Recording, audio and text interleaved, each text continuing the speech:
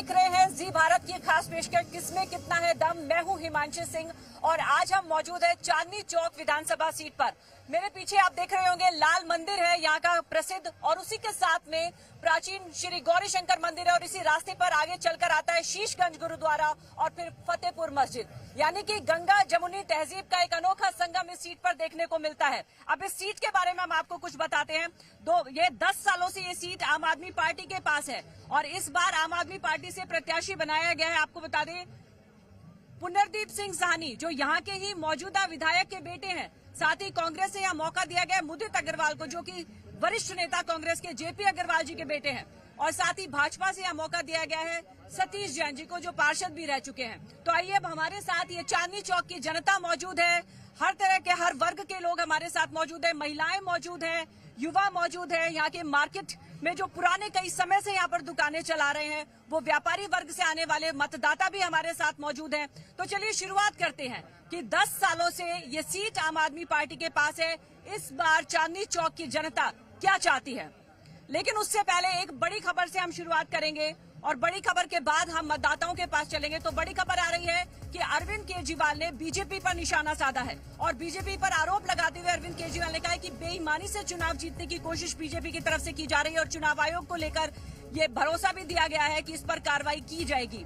BJP jacket और चादर बांट रही है, ये अरविंद केजरीवाल ने बीजेपी पर आरोप लगाया है। साथ ही ये भी कहा कि ईसी ने यानी कि चुनाव आयोग ने कार्रवाई का भरोसा दिया है।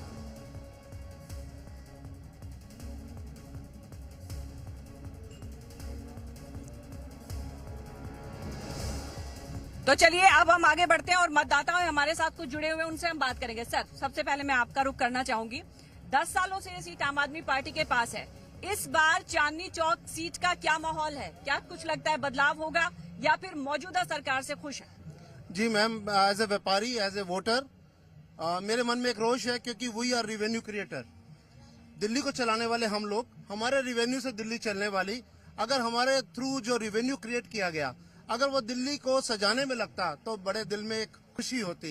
वो बांटा गया 2100 रुपए, 1000 रुपए, फ्री बिजली, फ्री पानी, हमारा पैसा कमाया हुआ जो हम दिन भर मेहनत करते हैं। हमारी मार्केटों की तो बुरी हालत है और दिल्ली की तो बुरी हालत है, उन झुग्गी वालों के बारे में सोचा गया।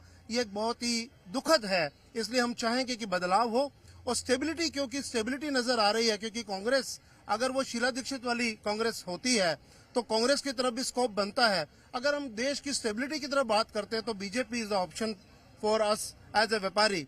तो उस रूप में हमारा उधर जाना बनेगा क्योंकि स्टेबिलिटी जहाँ है वहाँ व्यापार पनपेगा। और चांदनी चौक में क्या है कि this is the international market.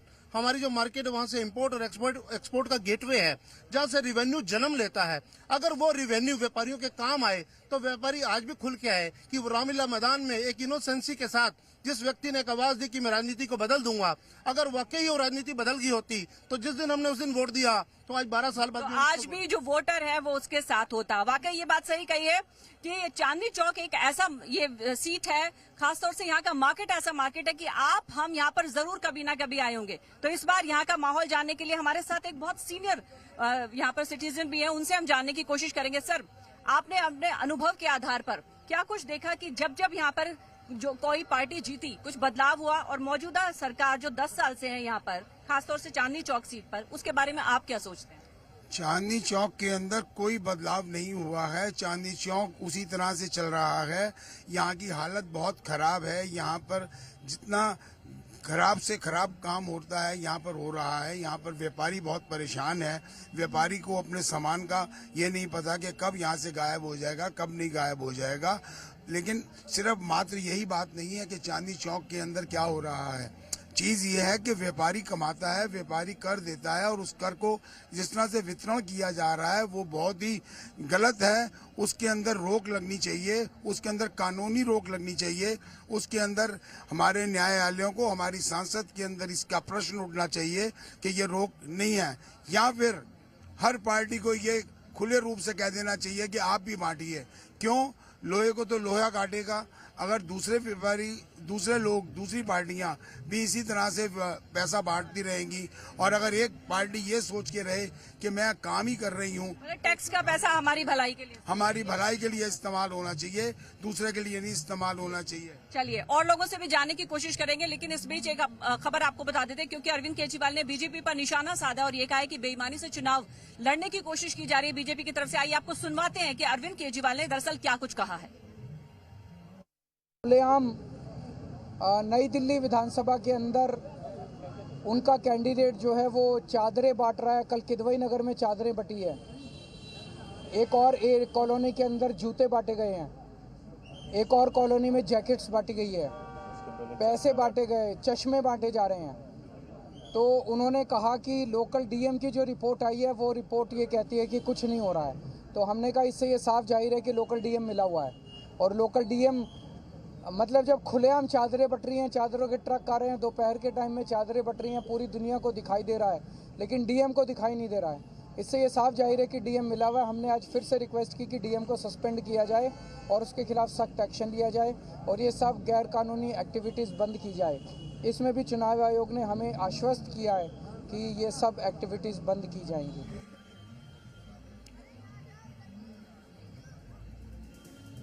और चलिए एक बार फिर से कार्यक्रम को आगे बढ़ाते हैं। कुछ और लोग हमारे साथ जुड़े हैं चांदनी चौक की बात रखने के लिए। तो आइए अब जानते हैं, सर आप भी चांदनी चौक में ही रहते हैं? चांदनी चौक में रहते हैं। ये बताइए कि क्या बदलाव हुआ है और अब क्या मौजूदा कामकाज से खुश हैं आप विधायक प्रहलाद सिंह के, या फिर आप बदलाव चाहते हैं? बदलाव चाहते हैं, पूरी दिल्ली बदलाव चाहती है और किसी विधायक ने आम पार्टी के किसी ने कहीं काम नहीं करा। आप किसी गली में चले जाएंगे आपको सारी सड़कें टूटे हुए मिलेंगी, सारे सीवर भरे हुए मिलेंगे, कोई काम नहीं है। सिर्फ एक काम है कि कहाँ बिल्डिंग बन रही है और किससे पैसे लिए जाए, इसके अलावा वो उनको और कोई काम नहीं है। भ्रष्टाचार का मुद्दा। सर आप बताइए क्या आप क्या कुछ कहना चाहेंगे एक वोटर होने के नाते चांदनी चौक के लिए? देखिए, एक चांदनी चौक का वोटर होने के नाते मैं तो सबसे पहले ये कहना चाहता हूँ यहाँ पे 20,000 का चालान खत्म होना चाहिए। हम यहाँ के निवासी हैं। वो तो लोगों की ही सुविधा के लिए किया गया ना, वरना पार्किंग लोगों की सुविधा के लिए किया गया, लेकिन उस पर अमल कितना हो रहा है? अमल सिर्फ चांदनी चौक निवासियों के लिए हो रहा है। यहाँ पर रिक्शा लिमिटेड चलने की बात थी, आज रिक्शा तादाद से ज्यादा है। इंक्रोचमेंट इतना है चांदनी चौक में। अभी भाई साहब ने कहा ना उगाही हो रही है, तो वही हो रहा है यहाँ पे। सिर्फ काम पार्षद और पार्षद के जो पिताजी हैं विधायक, दोनों उगाही का काम करते हैं सिर्फ। भ्रष्टाचार के मुद्दे से वोटर परेशान है। जी सर आप भी बताइए, आप बोल रहे थे चांदनी चौक में ही आप रहते हैं? हाँ मैं ये जी आप बताइए, आप जहाँ रहते हैं वहाँ ट्रैफिक जाम, साफ सफाई, पानी की व्यवस्था कैसी है? आज से कुछ साल पहले देखा जाए तो चांदनी चौक में पैदल निकलने में भी आदमी को परेशानी होती थी। अगर देखा जाए तो चांदनी चौक पुराना और अभी के चांदनी चौक में जमीन आसमान का फर्क है। लेकिन लोगों को ये बदलाव दिख नहीं रहा है कि चांदनी चौक की जो रिहायशी है, आज टूरिस्ट भी आने को यहाँ तैयार है। सड़कें पहले कैसी थी, दोनों साइड से गाड़ियां इतनी खड़ी होती थी बाइक और पैदल निकलने के लिए। आप खुश हैं मौजूद कामकाज? अभी के यहाँ की चांदनी चौक के अभी की जो मौजूदा हालात है, उससे यहाँ का जो भी रिहायशी है वो काफी खुश है। वो काफी मतलब इनका कहना है कि हालात पहले से बेहतर हुए हैं और ये खुश है मौजूदा जो विधायक है उनके कामकाज से। चलिए आगे बढ़ेंगे, उससे पहले एक बड़ी खबर और आपको बता देते हैं।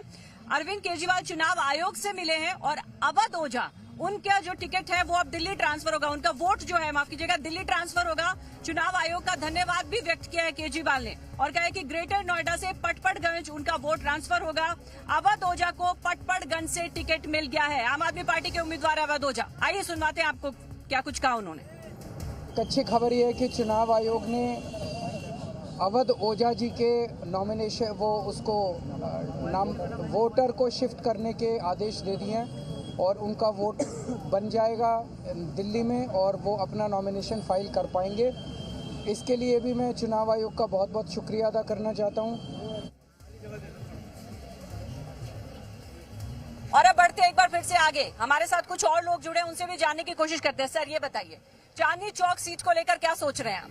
देखिए, ये इस बार बड़ी इंटरेस्टिंग फाइट है क्योंकि कैंडिडेट्स जो खड़े हुए हैं, कांग्रेस से जयप्रकाश जी के बेटे मुदित जी हैं, स्ट्रांग कैंडिडेट हैं। पुराने विधायक सानी साहब के बेटे पुनर्दीप जी हैं और बीजेपी हैं। तो ट्रायंगुलर फाइट है। मुझे लगता है इसमें फायदा बीजेपी को हो सकता है, वोट स्प्लिट हो सकता है, दोनों के कॉमन वोट हैं, आम आदमी पार्टी के भी और कांग्रेस के भी। इसका बेनिफिट बीजेपी को मिल सकता है। जी बीजेपी के पक्ष में मतलब लगता है कि हवा यहाँ पर चल सकती है। आप बताइए सर, आप क्या सोचते हैं? बिल्कुल ठीक कहा बत्रा जी ने, जैसे कि क्योंकि कांग्रेस और आम आदमी का वोटर जो है वो एक कॉमन वोटर है और उनका focus basically schedule caste, schedule tribe और मुस्लिम वोट, सिख वोट, अल्पसंख्यक वोटों पर रहता है।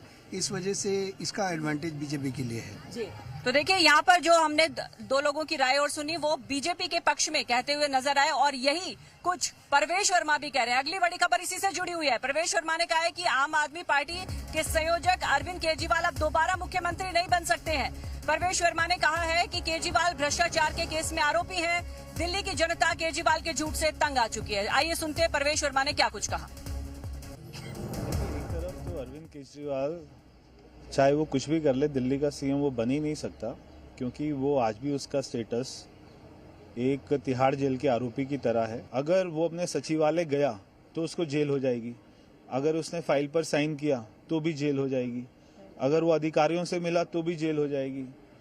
यानी कि वो आया था नायक मूवी का अनिल कपूर बनने, मगर उसका अमरीश पुरी बनकर रह गया। इसलिए चाहे वो जितना मर्जी कर ले, दिल्ली की जनता ये मन बना चुकी है कि इस बार भारतीय जनता पार्टी की सरकार बन रही है और उनके झूठों से इतना परेशान हो चुके लोग कि आज यहाँ पे नई दिल्ली विधानसभा में हर झुग्गी बस्ती में अरविंद केजरीवाल को हाथ जोड़ते फिरना पड़ रहा है और वहाँ पे लोग उसको सुना रहे हैं, काले झंडे दिखा रहे हैं, क्योंकि झुग्गी बस्ती का कोई विकास नहीं किया। और चलिए, चूंकि महिलाओं की भी भागीदारी उतनी है जितनी पुरुष मतदाताओं की, तो हमारे साथ एक महिला मतदाता जुड़ी, उनसे जानते हैं उनकी क्या राय है। एक महिला होने के नाते आप क्या सोचती हैं इस बार 2025 के लिए?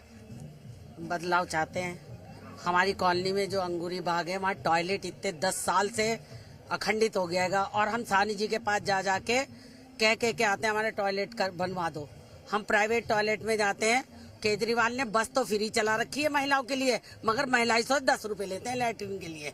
तो हम कहाँ जाएं? हमारे सीवर जाम, हमारे यहाँ कूड़ा वहाँ इतना है, कोई सुनवाई नहीं है हमारी वहाँ पर।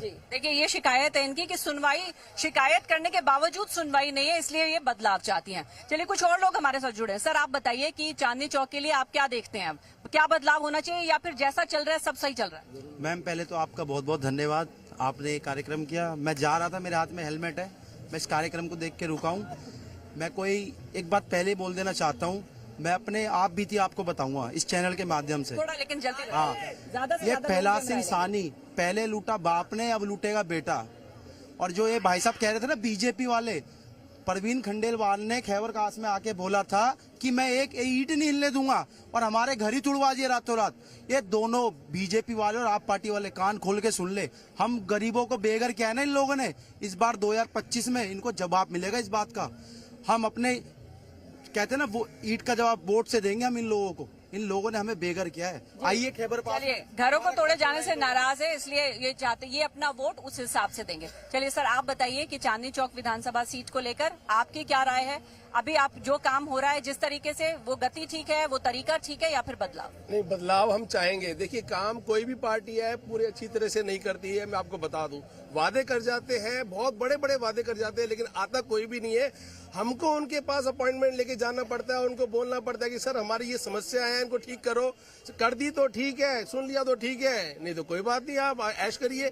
तो जब वोटिंग आती है और ये सारे लोग फिर दोबारा आते हैं, वही वाले वादे दोबारा ये करते हैं, लेकिन इसको फुलफिल नहीं करते हैं। हम चाहते हैं कि पार्टी जो मर्जी आए, हमारे इस चांदनी चौक का सुधार करे, यहाँ के लोगों का सुधार करे। हमारी मार्केटें हैं जहाँ पर आज की डेट में मंदा इतना लगा हुआ है, कोई काम नहीं है। क्यों, किस वजह से काम नहीं है? आप खुद सोच सकते हैं कि कोई भी स्टेबिलिटी नहीं है यहाँ पर। हम बहुत इसलिए परेशान भी हैं। यानी कि पार्टी कोई आए, प्रत्याशी को विकास वो चाहते हैं, वो चाहते हैं बदलाव हो। अब झूठे जो वादे उनमें नहीं आना चाहती है जनता। इस बीच कुछ और लोगों से भी राय लेंगे, लेकिन एक बड़ी खबर आपको बता देते हैं।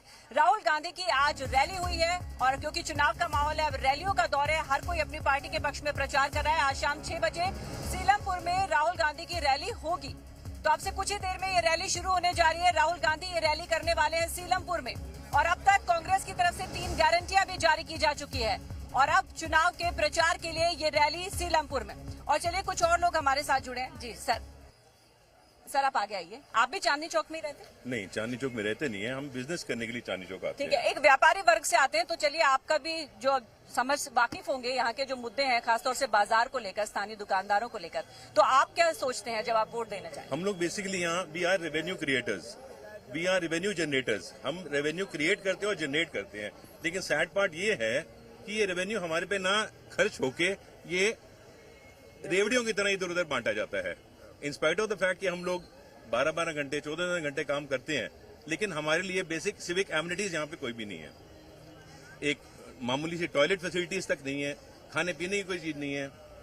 In spite of everything we want stability, हम स्टेबिलिटी चाहते हैं और ये चाहते हैं कि ऐसी कोई सरकार आए प्रॉब्ली जो सेंटर में है, जो आके हमें स्टेबिलिटी दे। जी, स्टेबिलिटी बहुत इंपॉर्टेंट मुद्दा है यहाँ पर। मैं आपके माध्यम से एक बात कहना चाहता हूँ, क्या हिंदुस्तान की राजनीति इतनी गिर गई है कि सारी पार्टियों को रेवड़ियों का सहारा लेना पड़ रहा है? कब तक फ्री का बांटते रहेंगे हिंदुस्तान की सारी पार्टियां? क्या यहाँ के लोग इतने मतलब जागरूक नहीं है यहाँ के लोग कि सिर्फ फ्री की रेवड़ियों वालों को वोट देना चाहते हैं?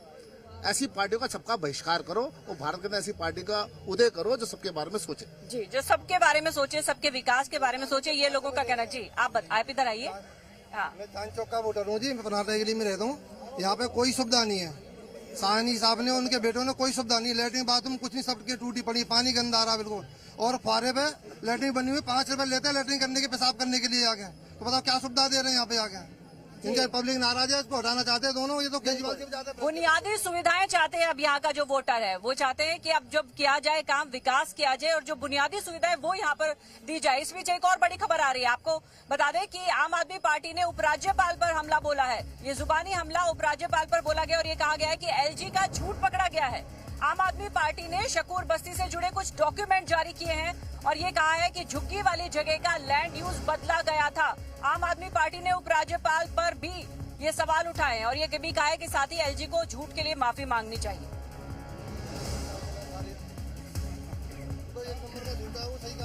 और चलिए अब आगे बढ़ेंगे, कार्यक्रम को आगे बढ़ाते हैं। कुछ और वोटर्स हमारे साथ जुड़े। सर ये बताइए कि आप क्या सोचते हैं? हमें कुछ लोगों से शिकायत भी मिली कि बुनियादी सुविधाओं की कमी है, लेकिन कुछ लोग कह रहे हैं कि नहीं, जैसे चल रहा है वो उससे हम खुश भी हैं। आप क्या सोचते हैं? मैम, चुनाव जो होता है लोकल मुद्दों पर होता है। मैम, यहाँ के लोकल मुद्दे सबसे पहले यहाँ ट्रैफिक की प्रॉब्लम है, यहाँ पार्किंग की सुविधा नहीं है, यहाँ टॉयलेट पेशाब की सुविधा नहीं है। यहाँ पे लोग आते हैं रहने के लिए, बसने के लिए, लेकिन लोगों से यहाँ पे वसूली की जाती है।